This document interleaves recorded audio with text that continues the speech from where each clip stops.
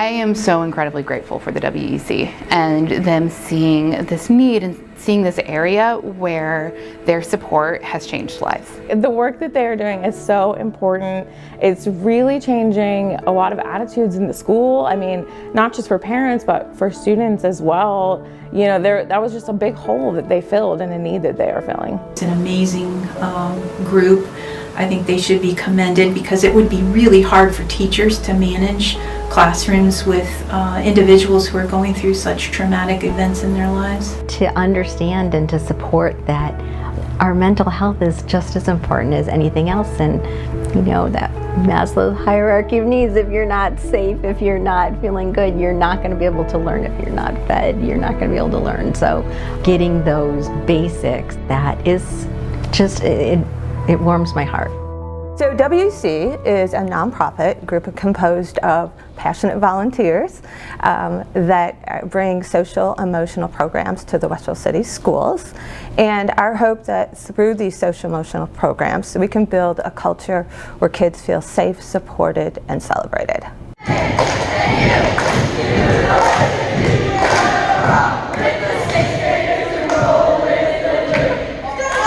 So WEB stands for Where Everybody Belongs. It's a program of 8th grade leaders who are mentors for our 6th graders as they transition in to middle school. The Web Leader program it's a really safe space, and I feel like that's something that's really important to a lot of people. When I was in 6th grade, I had a web leader that actually really helped me get through my first year.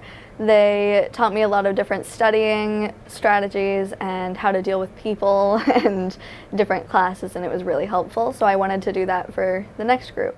What gives you hope? What gives you motivation every day? Oh, my brother. Then write on the board. What gives you hope, Madison? What gives you hope? Write on the board. You give me hope. I give you hope? Okay, write it. Come on, put your feelings out. I'm having people around in our lunch to write what motivates them, what gives them hope every single day. Because it's rough, you know, the teenage life, growing up in high school is not the easiest for anybody. But I feel like a little bit of motivation and making people think what gives them hope will like spark that flame. What motivates me? Yeah, what gives you hope? I don't know. What gives me hope is I'd have to think on that. Students already go to other students when they're upset or having a hard time or in a really place of crisis. And so being able to support our students and equip them with the tools to help their peers and to make the entire environment, the culture has become more welcoming and supportive and just really grown a lot of students in a really powerful and special way. One of the things I'm most proud of is getting kids help. Like, in the past, I really did not think I could, or kids didn't trust me enough. So just being able to be there for them has really just impacted me and them, and I think the school in general. I attended, I think, the first parent prep back when it was in person, and I didn't even know what to expect. I was like, I don't know, this looks cool. So I signed up and I went to a couple sessions, and it was amazing. It blew my mind.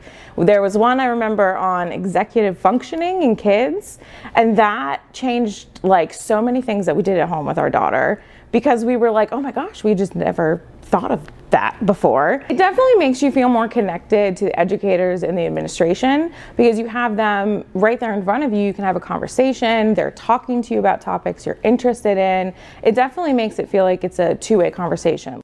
I was interested in taking QPR training in support of our public safety personnel because they do encounter a lot of tragedies during their work. It matters so much, just knowing that you have a response, that you're not the deer in the headlights. If someone, you wonder if they're considering harming themselves or if they're in pain or distress, that you have some kinds of language, some kinds of ability in yourself to address it, and addressing it and asking questions. Gosh, that's so important for not just students, but for people in our lives. You know, we started with 50 kids in Challenge Day, and now we've serviced over 6,000 students over a 10-year period of time. We've also impacted 700 girls who have gone through our model program and 50 volunteers. 3,600 kids have gone through our web program, and we've had over 300 parents participate in parent prep. So it shows you that, you know, people are engaging. They're reaching out and using these programs, which is amazing. And I think over the total amount of kids we've actually impacted is 13,000 kids. We're kind of always evaluating, you know, especially now with COVID, you know, what are the needs of the students? How can we benefit them further? Hopefully growing our fundraisers so we can support more financially, getting more sponsors, and just increasing our footprint. Mental health is not a bad thing. I feel like there is just so much negative about it, but that kids really need it, and they don't particularly understand like adults' way of thinking, so they just understand what they're thinking, and having other kids understand that is just so much more impactful.